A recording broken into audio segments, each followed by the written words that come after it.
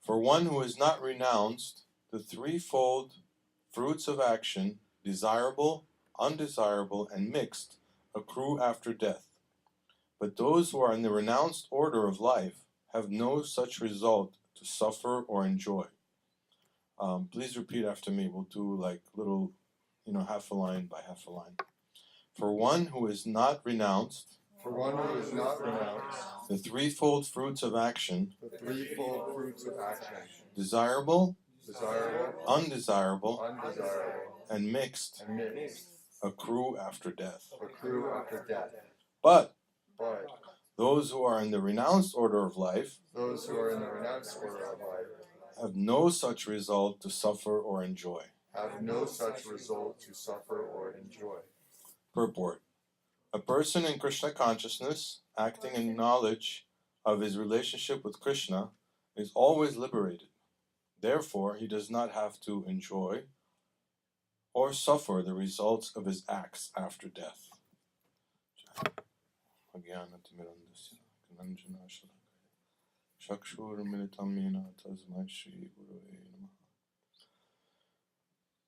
All glories to His Divine Grace, A.C. Bhaktivedanta Swami Prabhupada. So, when Srila Prabhupada was here in 1966, the devotees were getting to be with him practically every single day. So they got to see the example of someone who was in the renounced order of life, but also they got to see the perfection of what this chapter is trying to explain, as far as the perfection of renunciation, because they saw him engaged in Krishna consciousness at every moment in his life. He wasn't wasting any time on anything but Krishna service.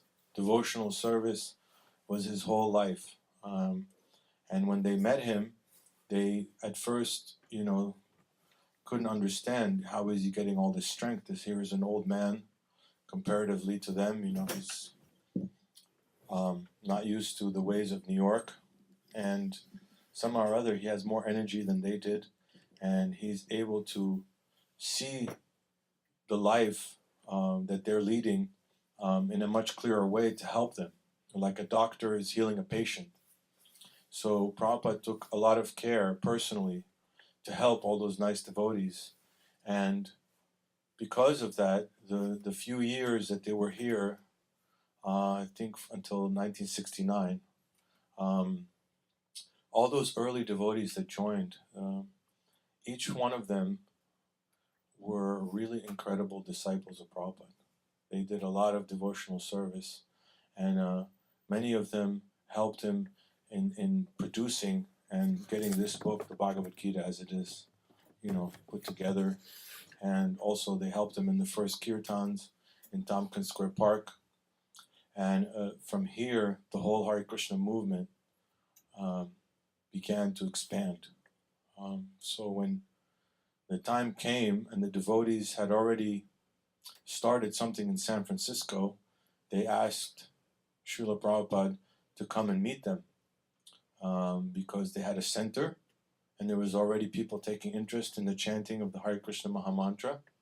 And so Prabhupada was leaving for the first time. The devotees here were feeling so much separation. They were in anxiety. It's described in the Lilamrita that they were panicking what they're going to do, like children without their father. They were extremely, they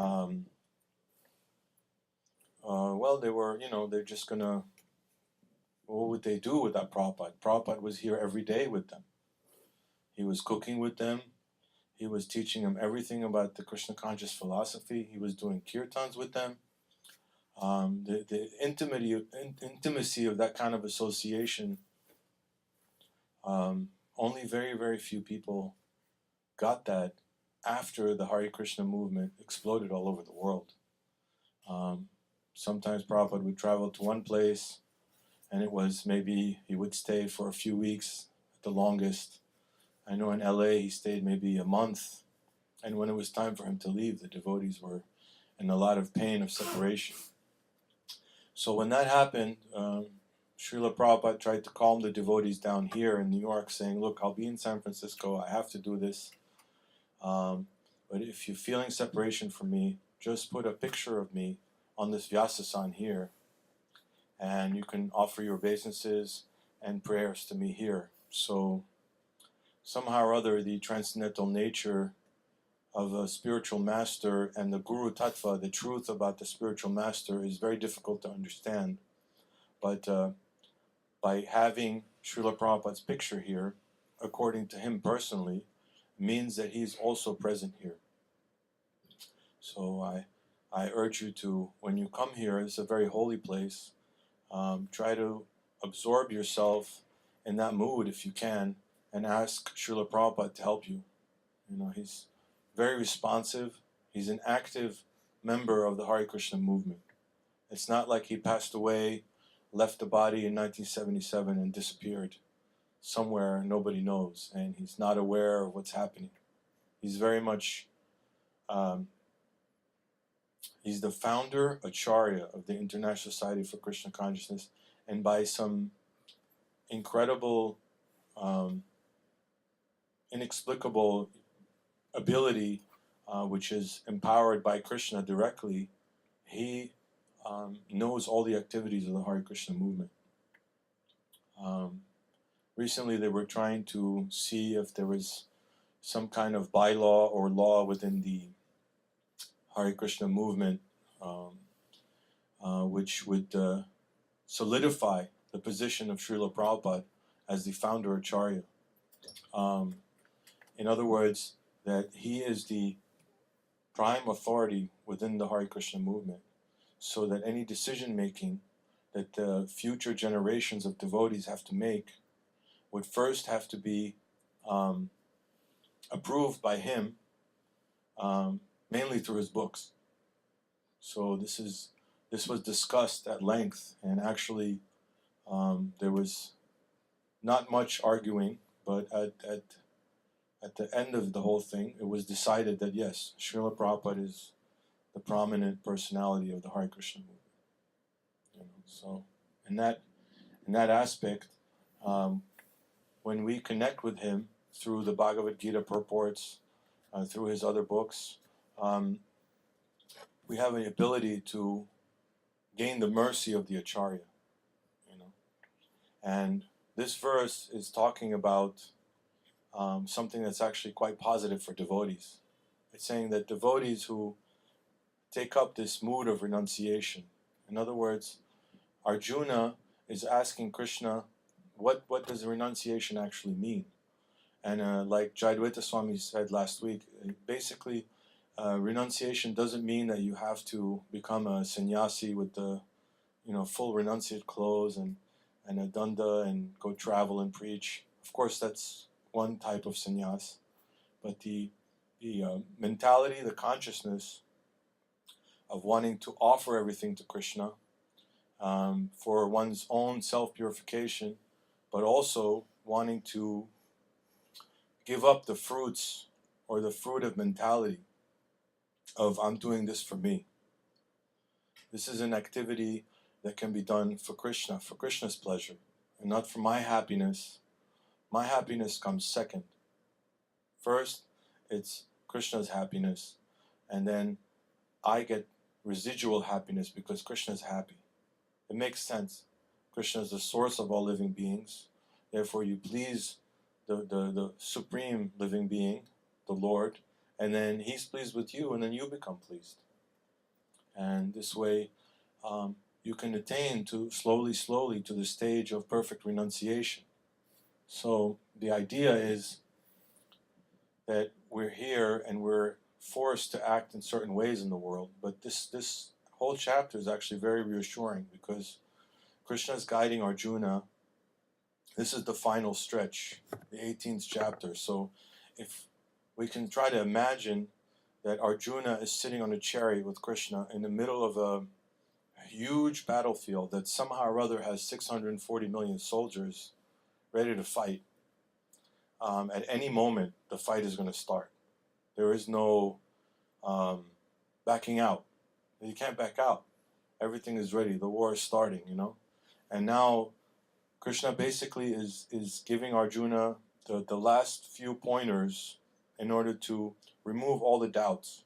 Any doubt that Arjuna might have left over, and he does. And Krishna is referred to by Arjuna as Keshi Nishudana, which means the killer of the demon Keshi, but also the killer of doubts. So Arjuna just says, this is it, can you just, whatever residual doubt I have, not about you being God, because he's already convinced that Krishna is the Supreme Person. He's already surrendered to Krishna as his spiritual master, and he's already basically experienced Krishna in full. Krishna revealed his universal form to him in complete fullness. So he's in awe of Krishna at this point. He's ready to surrender. He doesn't have any kind of, like I would say, a heavy kind of, something holding him back. Oh, maybe Krishna's not God. I don't know if I want to do this thing. He's ready, but he's not 100% ready. And now Krishna is basically, this is the final pep talk. Because if you have to fight, no matter what you have to do, even if you have to play a game, right? You have to get a little fired up, get a little excited about it. So there's one final blast of enthusiasm that Krishna is going to give Arjuna, so that Arjuna gets in there and just starts to do his service. His service is particular because he has to do this fighting, and he tells Krishna later on in the chapter, he said, well, this fighting, I don't know, this is one of his doubts. There's a lot of people here, and a lot of people are going to get hurt. So Krishna tells him, okay, let's say you don't fight. Let's just say, hypothetically, you decide to walk away and go. At some point in the future, because of your nature as a kshatriya, as a warrior, this is your whole life you've trained for fighting, and this is your nature. You cannot fight your nature. At some point in the future, whether it's here or somewhere else, you're going to end up fighting. That's what you do. That's how you act. That's the karma that is ingrained in Arjuna's personality. His bow Gandiva was created by Lord Brahma, and it was given to him by, I believe, Varuna, one of the demigods. But prior to that, it was used by various personalities, like Indra and other demigods actually used it in fighting. And it was created for one specific purpose. It was to conquer over the wicked and to deliver the pious. So even the weapon that he had, which is not an ordinary piece of wood, like people think of, oh, that's nice, This is something created by Brahma, who's the first created being in the universe. Super powerful personality, who, imagine someone who just can create a whole universe. Obviously with the help of Krishna, but he figured it out, and he's managing this whole universe, and he creates a bow. So it's like, one of us, creates a painting or paints or something. That's nice. But he's on a whole other level, and he decides to create a bow. This bow is powerful. So even on that aspect, Arjuna's weaponry was empowered. He had bows and he had arrows that were given to him by various demigods that had also a lot of power within them. Like one arrow could be like a Brahmastra, which is like a nuclear weapon targeted at somebody. Very intense. Another arrow, simply by launching it with a mantra, would destroy 1,000 soldiers in one shot. Somehow it's imaginable. I don't know how you can, we've all kind of seen, different kinds of movies. We can sort of imagine how this can happen. So, and Arjuna, of course, he was, through Kunti, who was his mother, Queen Kunti, he was the son of Indra. Indra is the king of heaven. So Arjuna was an extremely powerful person. And here Krishna is telling him, look, if you don't want to fight, your nature, you're kind of, it's in your blood.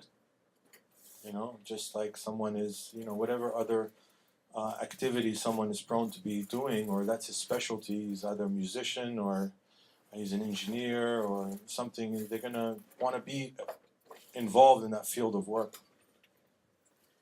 So Krishna now finally tries to remove all these doubts, and he's giving Arjuna and us encouragement. And with this verse specifically tonight, he's saying that because we're not engaged in the modes of nature and the activities of the modes of nature, which deal with desirable, undesirable, and mixed results, this is one thing that we get spared of, and immediately we can come to a level of devotional service that by serving Krishna we can have some detachment and some relief.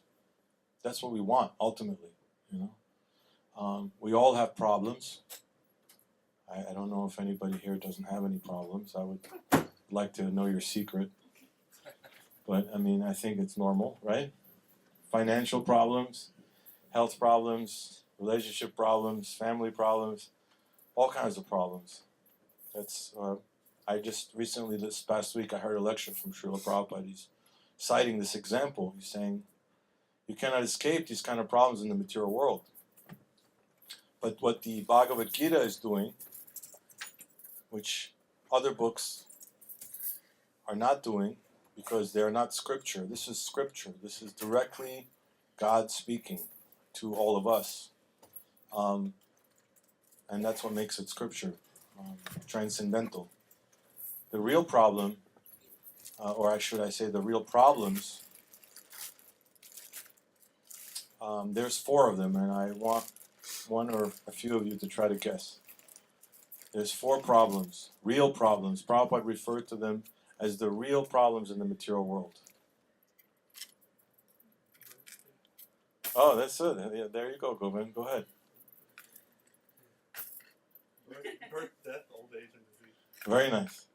Okay, now, if you think about it, this is a scripture.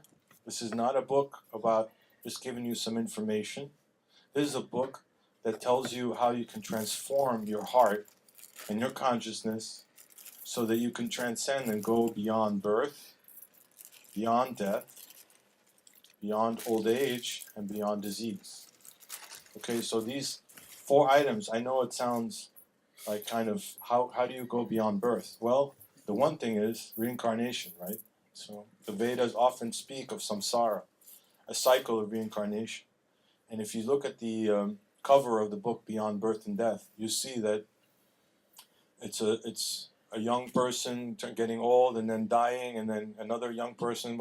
And it's like a basically constant revolution, and that's the path that we're on right now. So one life I could be a king, the next life I could be, just a regular person walking down the street, very unimportant. The next life I could be an animal, and then just an insect, and then a bird, and the whole cycle just comes up and repeats itself, until we get to the point where we can come in contact with something that's going to teach us, like the Bhagavad-gita, how to go beyond these 4 things. So the idea of not having to reincarnate, like reincarnation basically, carne in Spanish, right? What does it mean? It means flesh, right? Flesh, So come back into a composition which is this body of flesh. So we get re-injected into that. That's reincarnation. And then in order to avoid that, we take up devotional service, and hopefully we won't have to take another birth. In the 3rd canto of the Srimad Bhagavatam, Lord Kapila, he's explaining to his mother Devahuti how painful it is to be in the womb. How, if you can just sort of imagine being packed up in a certain position for many months, you're surrounded, you cannot move, you're trapped, and the living entity gets so much put into distress that actually the soul within the baby body in the womb starts to pray. Prays to Krishna for help, and asks Krishna directly, saying, please, when I come out, remind me of you. Please don't let me fall into your Maya, your illusion again. Please help me. And I'll do anything. Please relieve me of this very difficult situation. And unfortunately, Prabhupada comments in one of the purports there that once the child comes out and he gets a slap and he gets awakened and starts crying, as soon as he enters the material world again, it's like a fresh start, and he just forgets what just happened in the womb and how he was crying out to Krishna. He just starts up and everything becomes new again, and he starts becoming involved in the material world the way we all did, the way we all do, you know. But fortunately, some souls, because this human birth is very rare, are very sincere. Like we're here, we're very sincere. You know, those, you know, many devotees in the Krishna consciousness movement, they have some sincerity. They want to know who Krishna is. So Krishna reciprocates with them and puts them in contact with devotees. You know? I see it every single day, especially the last few months. It's amazing how many people come to the Harinam, where the devotees are, and they just take books, and it's seemingly appearing out of nowhere. They have these very interesting stories, and they just, yes, you know, I've been waiting to read more about spiritual philosophy. I really want to know more about myself. I have no more faith in the material world. Things that people say are just shocking, you know, and the willingness and openness for them to take Prabhupada's books shows that they have some sincerity. They really want to know Krishna. They're not, you know, they're not hypnotized by the falsity of the material world. The material world offers you so many opportunities for enjoyment, but none of them have the substance to actually deliver on the promise.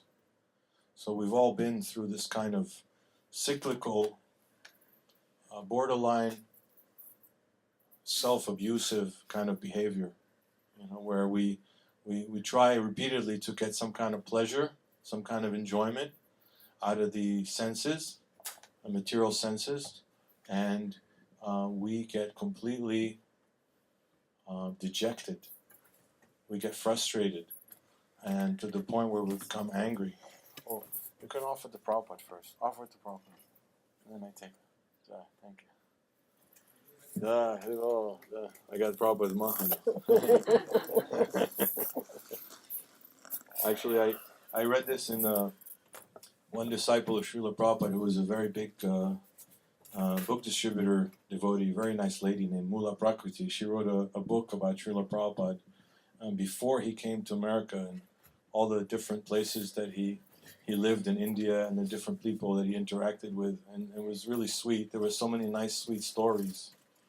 And one story was that he was living in Radha Damodar for 12 years, and then one story is the pujari, the priest who does the worship daily over there, used to always come and try to offer him some maha from the deities there.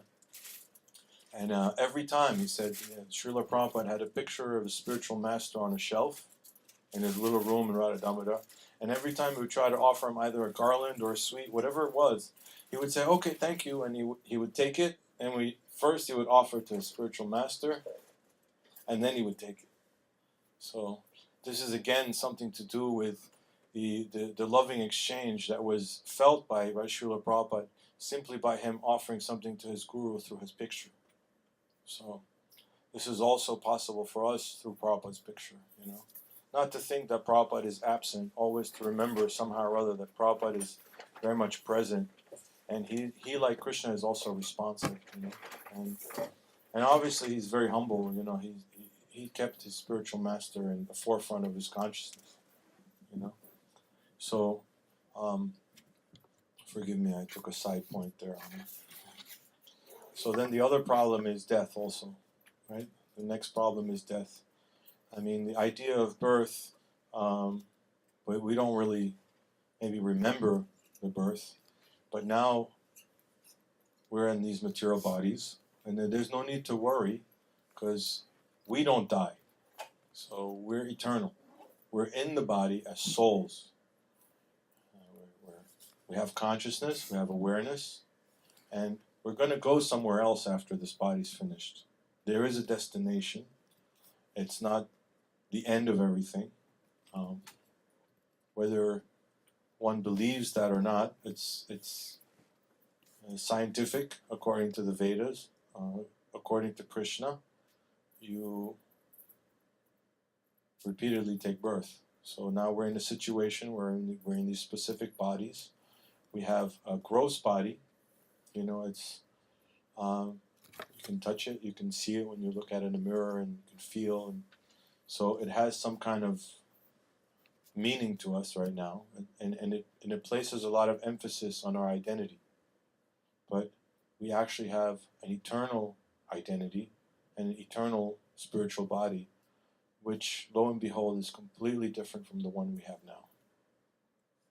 Our personality, we haven't even scratched the surface of our personalities, believe it or not. So the subtle body has all kinds of, like here it says, karma, phalam, desirable, undesirable, and mixed. So all these actions that we performed in the past, they will lead us to some future suffering or some future enjoyment. So all these kind of seeds of karmic action and reaction, they're included within the subtle body. Krishna is the engineer. He figured out, okay, he wants this, he wants to do this, she wants that, she wants to be like this. In the future, I'll make her a queen. In the future, he's going to be, a bum on the street. According to karma, everything is kind of figured out way ahead of time. It's hard for us to figure out, but this is how the alignment of Krishna within the timeline. He can do things, hundreds of thousands of lifetimes ahead. It's not very difficult for him because he's Krishna. Krishna creates the material worlds, the spiritual worlds. He resides in the spiritual worlds. The spiritual world is eternal. It doesn't get created like the material world, but he's the source of both those things. Also, he's the source of unlimited incarnations and expansions. So here he's saying that all you have to do is really try to change what your activity is. It's okay, but the result of your activity, try to renounce it. Or just try to do the activity that you're doing. If you're painting, you try to paint something for Krishna. If you're cooking, try to cook for Krishna. When you go to the store, okay, I'm hungry, I understand, but wait, let me try to see. I'm going to pick this nice, and then nice fruit, nice vegetable. I'm going to make a nice preparation, but before I enjoy it, I'm going to offer it to Krishna. It's not very complicated. It's basic, but it's within the purview of renunciation. And further on in the chapter, it says that a sannyasi shouldn't cook for himself. But then Prabhupada says in the purport, sannyasis shouldn't cook for themselves, but it's okay to cook for Krishna. So you can cook for Krishna as a sannyasi, and then you can eat that too.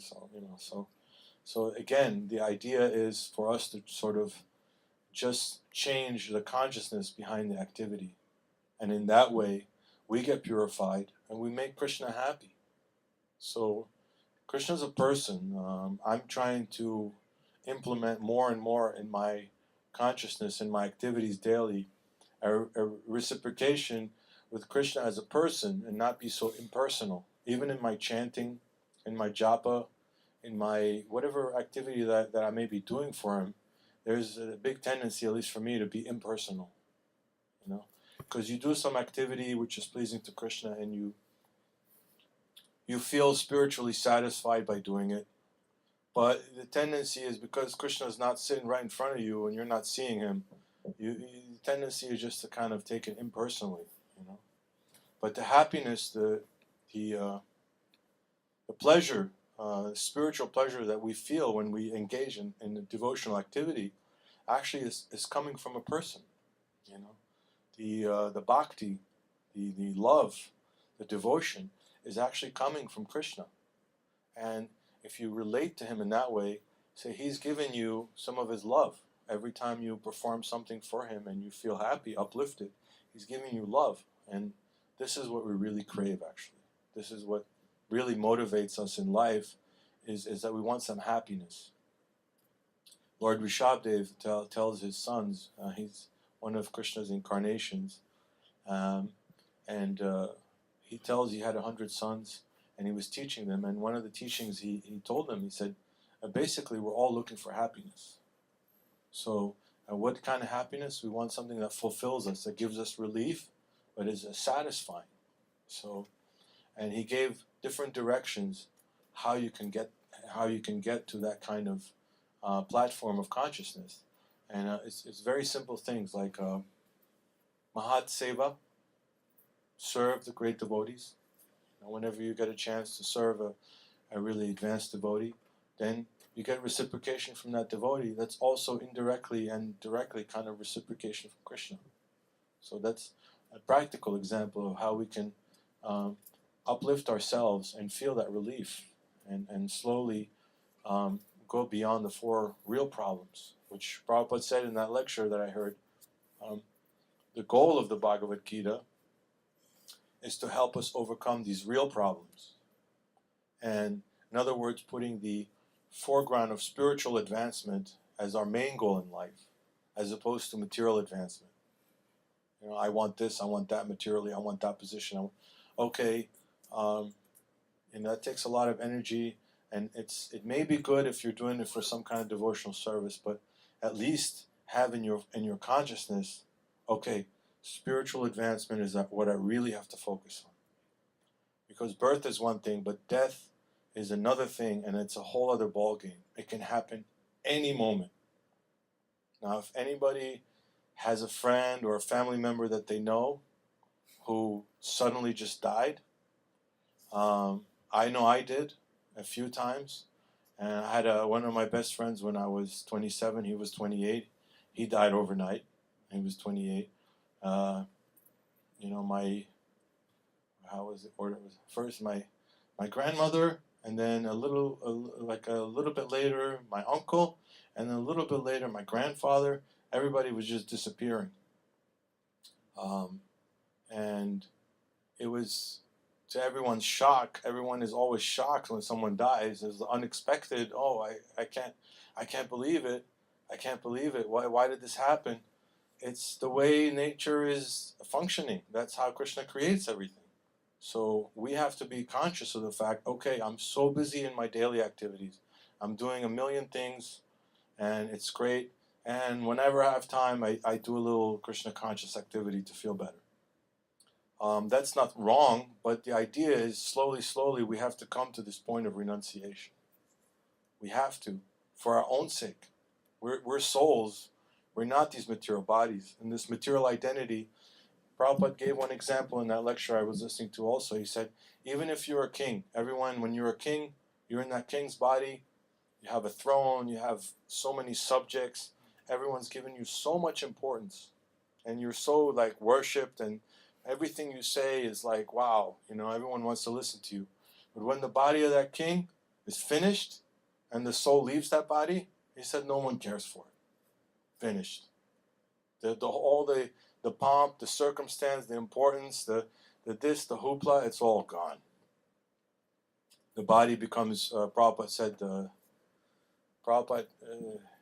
fit to be eaten by worms or vultures, or becomes ashes from the crematorium. So that's it. You had your little fun in that specific circumstance. Now the fun is over, and then you go to another body. So, but for one who attains this perfection of renunciation, Krishna reassures us, okay, you've started the path. Now you don't have to go through this again. It's a reassurance. It's a loving statement from Krishna, okay, you've come to me. I will not disregard the fact that you've approached me, and I'm going to reciprocate with you by giving you this boon. And this is a boon that Krishna is giving Arjuna right now. He's saying, okay, if you try to get to this consciousness, even if you're not 100% successful, at least try to get to this consciousness and get to the point where you all the results of your activities are simply given to me. And he quotes the verse, Man mana bhava mat bhakto, madhyaji mam namaskuru. No, actually it's a different one, right? It's Man mana bhava mat bhakto. What's the second part, you know? The one in the 18th chapter? It's got a... Yeah, so this is always think of me. So, okay, well, you know, right? We have to think of Krishna somehow. So how do you think of Krishna? Anybody has some ideas? How do you think of Krishna? If you heard about Krishna earlier, right, then you think about what you heard. Right. So this is really the main thing that we do in the Hare Krishna movement is we hear about Krishna, we chant about Krishna. This is what we do in the Hare Krishna movement. As Prabhupada also in the same lecture he said, Vinatvan Nama Namino.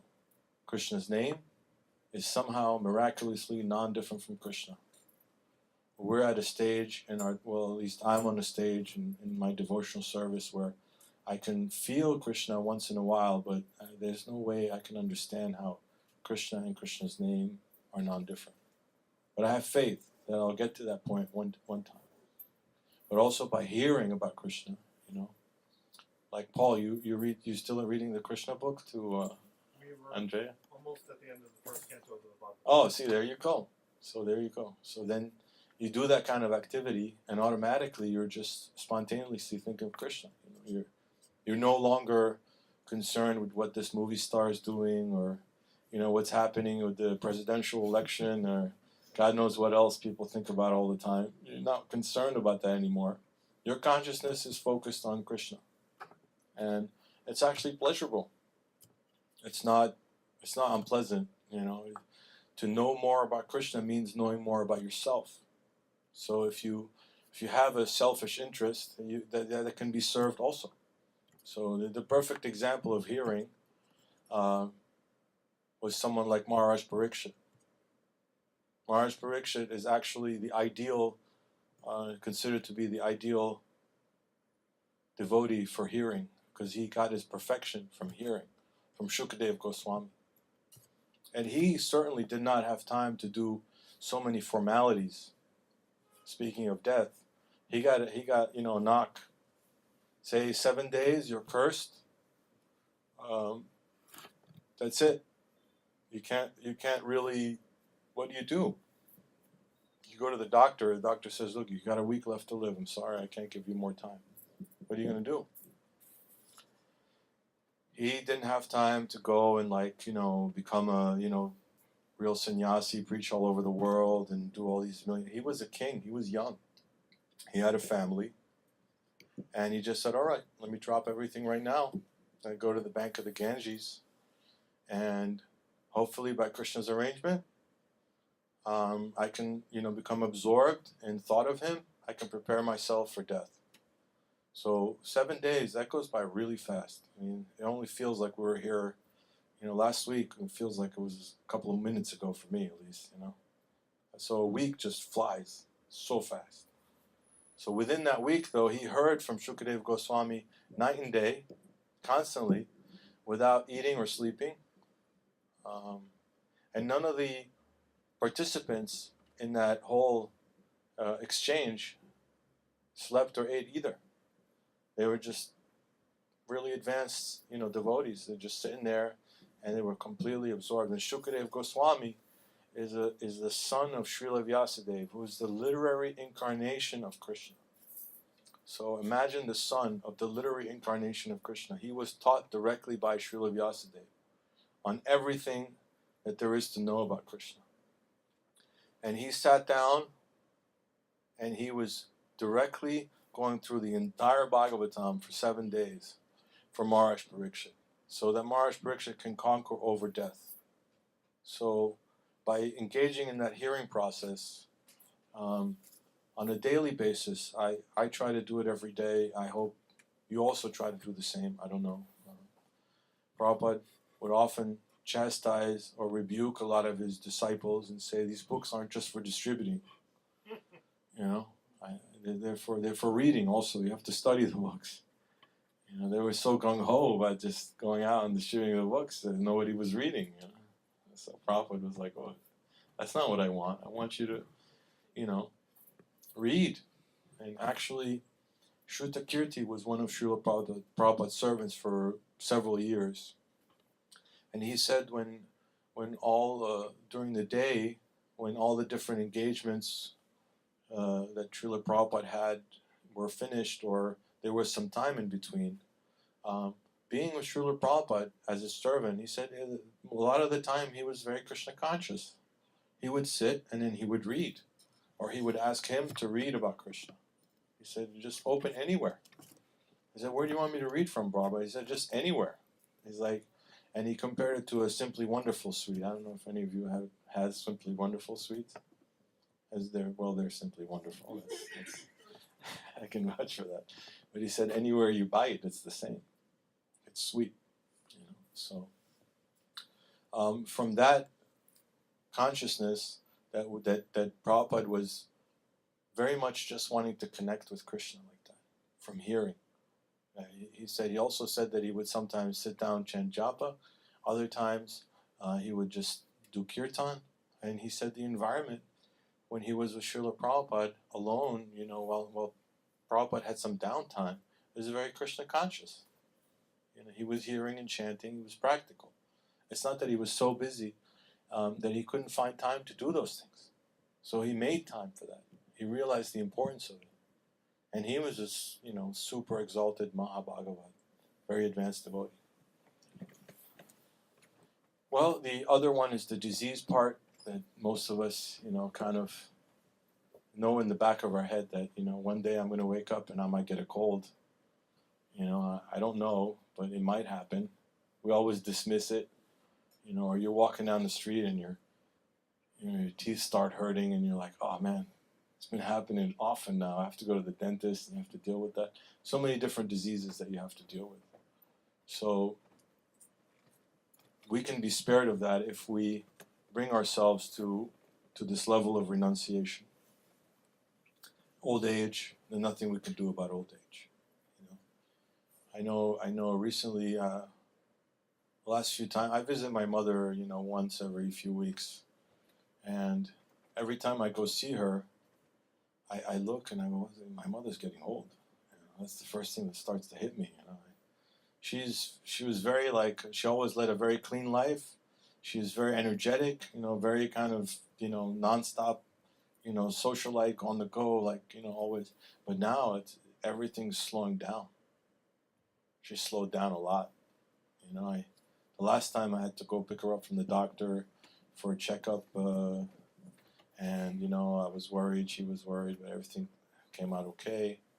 And then now she had like some kind of eye problems, and then now she's having hip problems and all kinds of things. And she's very optimistic, but the fact is that the body is wearing down. We have youth on our side, some of us, you know, but that youth will fade, you know. When I was in my 20s, never thought I'll be in my 50s or 40s or 30s. I just thought I'll be 20 forever, you know. And obviously that didn't happen. So old age is an unavoidable part of it. And unfortunately, we have that to look forward to now. I mean, maybe not right away for some of us, but very soon it'll creep up on us. And there's a nice verse by King Kulashekar. He was a devotee.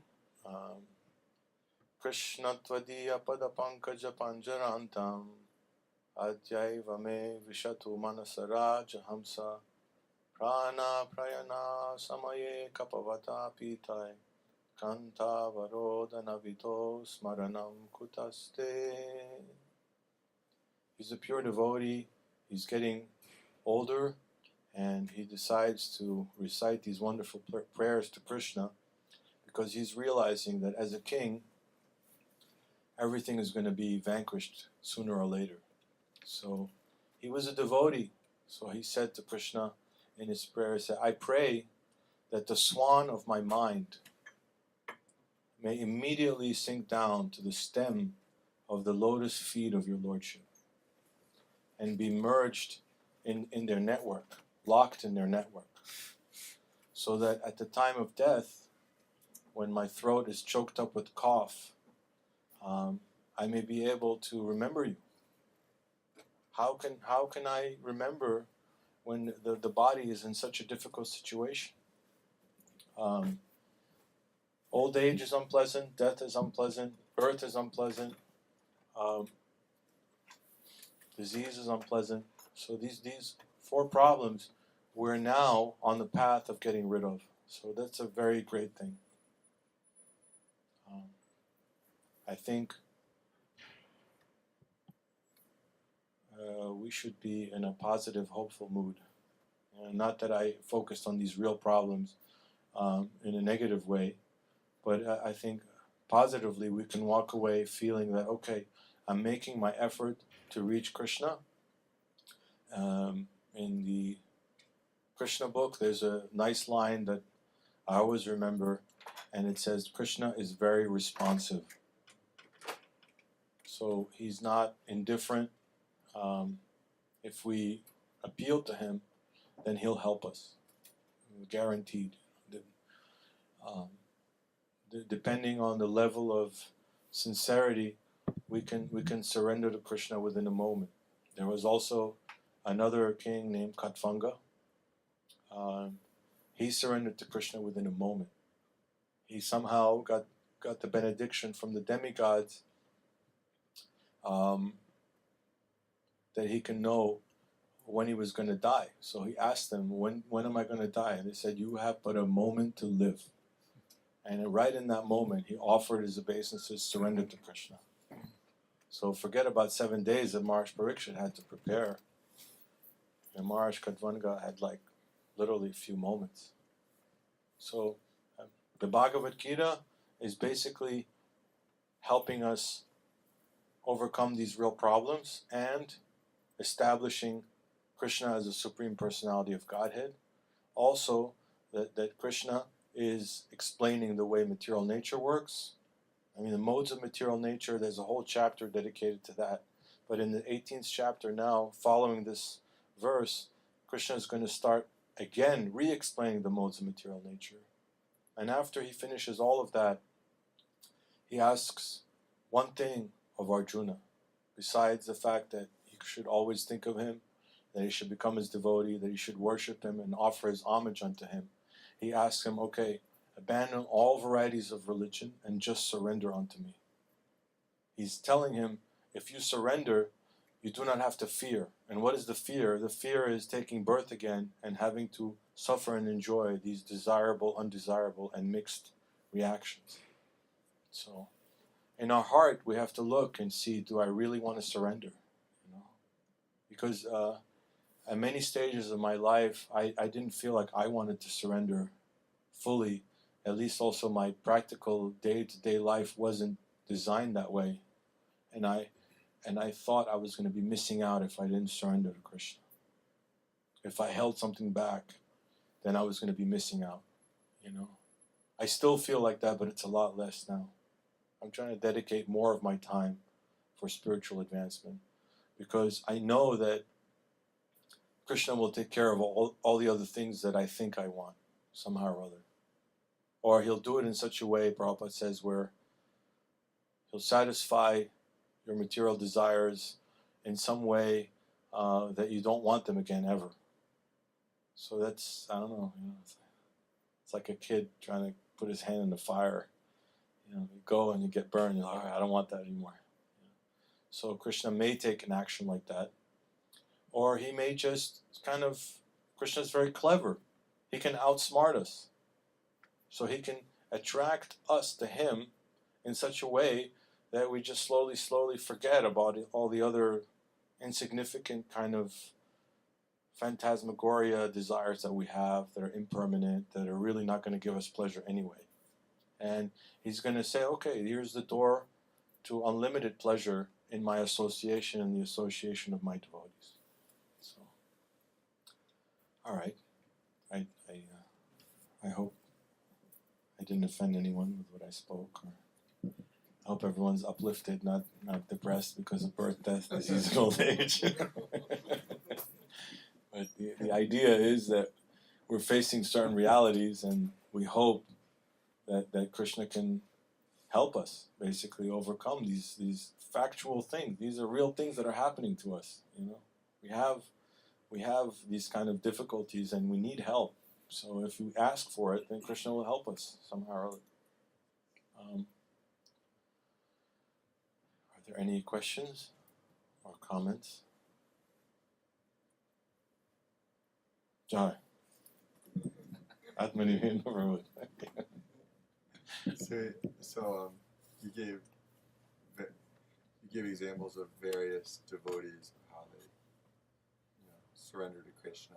Yeah. And you mentioned Maharaj Katpanga, right? Yeah.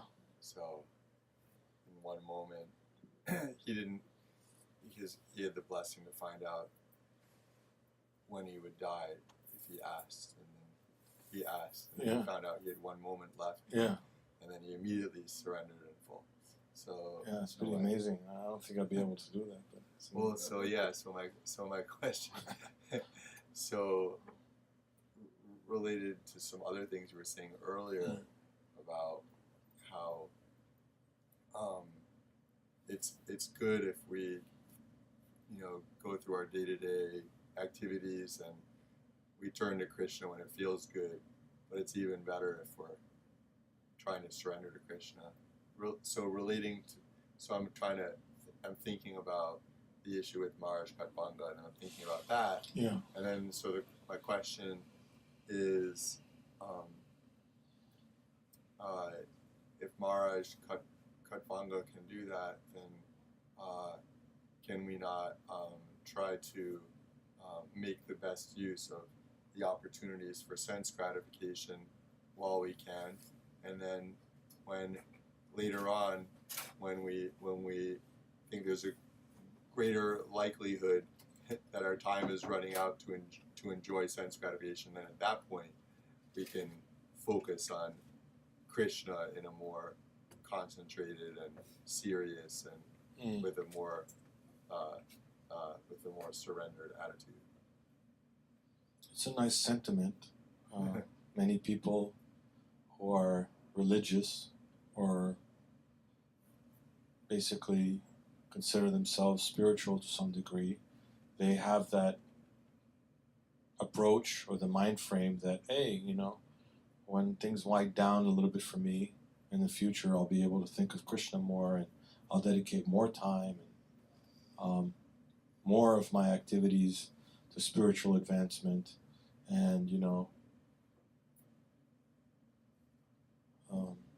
unfortunately Prabhupada refutes that several times, and he doesn't encourage that kind of false promise, because we don't know when the time will come. It may come tomorrow, it may come in 20 years, it may come in 30 years. The best example I can think of is Prahlad Maharaj, who was only 5 years old. He was a Mahabhagavat devotee. He actually tells Lord Nrsingadev, "My dear Lord, you sent me here to help preach your message." So he was fully self-realized soul at 5 years old. And when he sat down with his friends in school, like many 5-year-old boys do, hang out with their friends, one of the famous verses that's often quoted is Komaram Acharit Pragya. Say, from the beginning of life, Prahlad Maharaj says, Komara means like young. From the beginning of life, engage in devotional service. Think of Krishna, engage in as much devotional service as you can. Don't wait. And then further on in that whole chapter, there is an elucidation on this one point, which says that Prahlad Maharaj refers to the first 10 years of your life wasted in boyhood, and then the other 10 years wasted in, also like childhood activities, adolescent activities, and then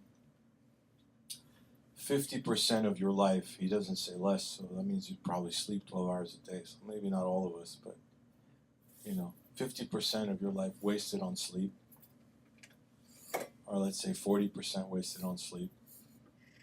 And then the latter part of your life, when you do get old, you don't have that much time, and your awareness is not so keen anymore, depending what kind of life you lived. But many of the older people that I've met and that I've known, relatives and friends of friends of family, they always have so much difficulty with health and memory problems and just energy and enthusiasm in general. Maybe not applicable to some devotees, but that time becomes very difficult. And the small amount of time you have in between, Prahlad Maharaj says that time is for maintaining family. So what time do you have left for Krishna consciousness, for spiritual activity? So there's very little time. It's very little time. Thank you, Paul. Thank you, Andrea. Nice to see you. Hare Krishna. Very well. There's so little time. So, on the other hand, you also have the Varnashram system, which tells you that you have gradual progress in your life, right? You have a certain tendency, then you're either a Brahmin, a Kshatriya, like that, and then you have these stages in your life. Either you're a brahmachari, then you become a grihastha, then you become a vanaprastha, then you become a sannyasi. You have those different stages in your life. So there is a gradual kind of progression towards that too. But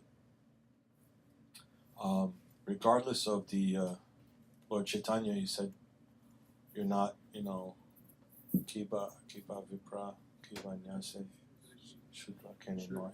Yeah, so you're not, I'm not a brahmachari, I'm not a grihastha, I'm not a vanaprastha, I'm a sannyasi.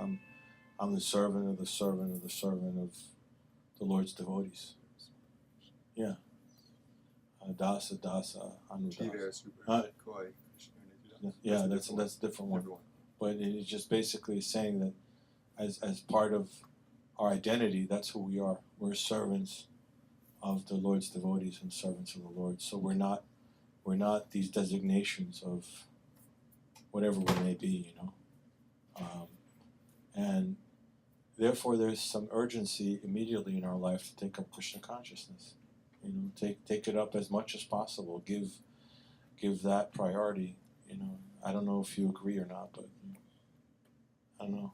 How do you feel about it? I agree with what you said.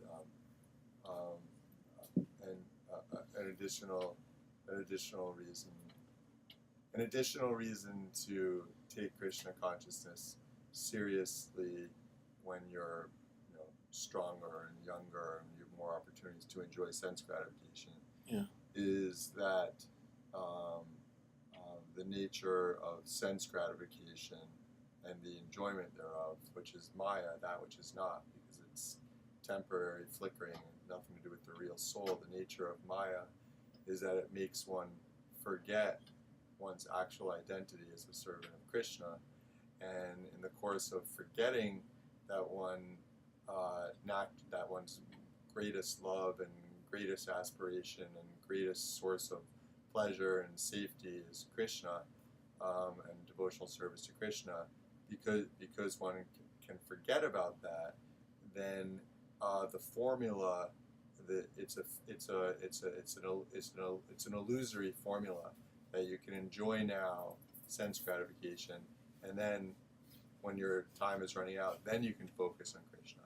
Because once it would be time for you to focus on Krishna, by then you may have been so diverted by the allurements of the material energy that at that point your interest in Krishna consciousness is less, or perhaps much less, than it was at the time when you devised this great formula. And therefore, so one shouldn't try to outsmart Maya. Yeah. You cannot outsmart Maya. She's very smart. You know why she's very smart? Yeah.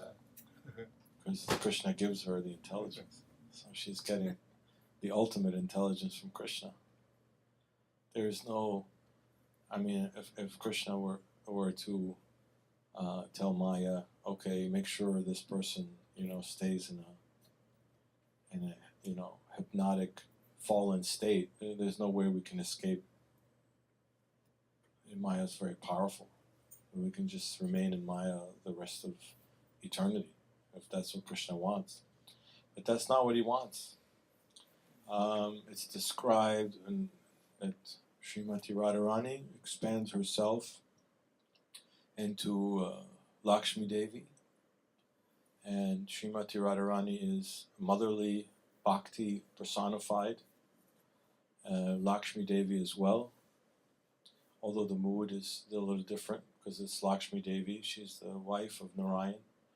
And then from that, there's Lakshmi expands into Maya, and Maya actually is another form of affection, but this is when the mom comes with the hand ready to slap you over the head if you do something wrong. So the mood is the same, the mood is different, and the result ultimately may be the same, because you get into so much difficulty through the network of Maya that you finally decide, okay, let me give up everything and try to surrender to Krishna. So, but I think also this point you make is an individual decision too, right?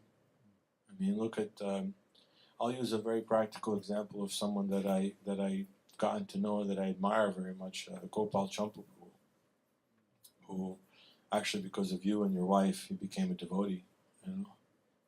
He used to go to Atma's house and spend much time there discussing Krishna consciousness.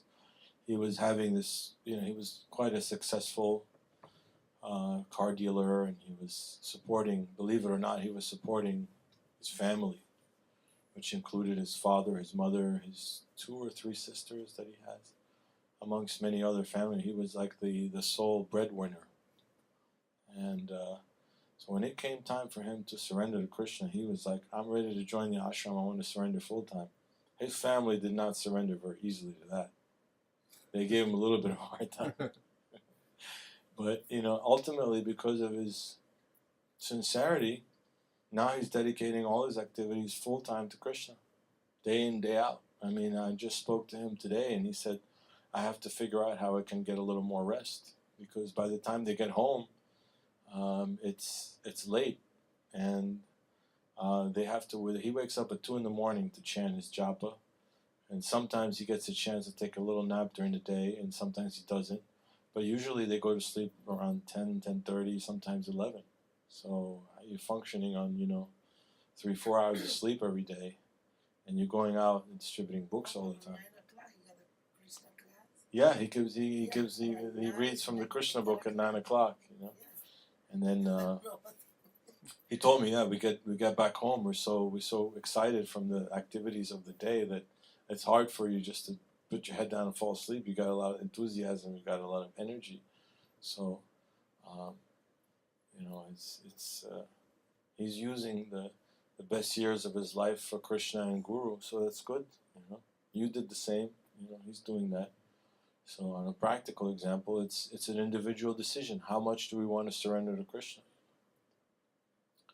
Most of us are holding back, myself included, to some degree or other, because we think in the back of our mind that there's going to be some enjoyment here, but it's not going to be the way we expect it to be. But it's not something that Krishna is surprised by. He's not just surprised like, how long is he going to keep doing this? Ultimately, the length of time could be lifetimes upon lifetimes, but once you begin the process, then Krishna makes extra special effort for you to return to him, especially if you surrender to one of his devotees. If you commit to a spiritual master, at that point the equation begins to change, because it's no longer about you. It's about your spiritual master and his welfare also. So you have to keep that into account. whatever bad activity you do, Krishna's not going to like it as much as, or tolerate it as much as he did before, because now you're implicating one of his devotees. And that devotee is going to suffer either minor or some kind of reaction for your reluctance to immediately surrender. So now the equation changes a little bit. But if you go for the surrender route, and you have a spiritual master who's a nice devotee of Krishna, that Krishna really likes, then you can make advancement very quickly. Because he'll appreciate, wow, this guy surrendered. I want to go out of my way to help him, so that he can make more progress in Krishna consciousness. So Krishna really, gives you the enthusiasm. Oh, he's got something sincere. He's willing to do it. So, yeah. Any other questions, comments? All right. I guess we'll have some kirtan while we wait for Kaliya and Elena to hopefully show up today. Sasha, have you been in touch with them during the class? Oh. No, they're coming. Oh, you've been in touch. Very nice. Okay. All right. We pray They wait with vegetables. Did they give you a sense of when they're coming? At this point, it's not just a question of if they're coming or now, it's when. Yeah, how long the kirtan should go on for. This is Krishna's way of, tricking us into renunciation, because we may not have prasadam then, right? You have to be renounced. Imagine that. No, of course we're going to get it. They'll be here soon. It's like I was listening to a lecture from one devotee, and just one last thing. And he said it was Lord Nrsingadev's appearance day in the Shringa Chaturdasi, and the cooks in the kitchen made a huge cake. Everyone was like starving, and then before they actually had the cake, the devotees brought it out so that they would present it to Lord Nrsingadev, and all the devotees were like, "Oh, we're dying to have the cake," And then it came time to have the cake. Everyone is sitting down, and they cut a slice for everybody. And they had other prasadam, but everybody wanted to start with the cake. So he said he was sitting next to this one devotee who just like took a bite out of the cake, and then just stopped for a second. He was like, and somebody forgot to put sugar in the cake. He was so frustrated, and he said he looked at him because he was so hungry and he was so hoping to enjoy this cake, that he looked at him, and then he took another bite just to make sure. And the result was the same. There was no sugar. So everybody had to like renounce the enjoying mood of trying to enjoy Lord Nrsingadev's cake that way. Jai. Thank you very much. All glories to Srila Prabhupada. I pray that Srila Prabhupada helps all of you in your devotional service. Jai.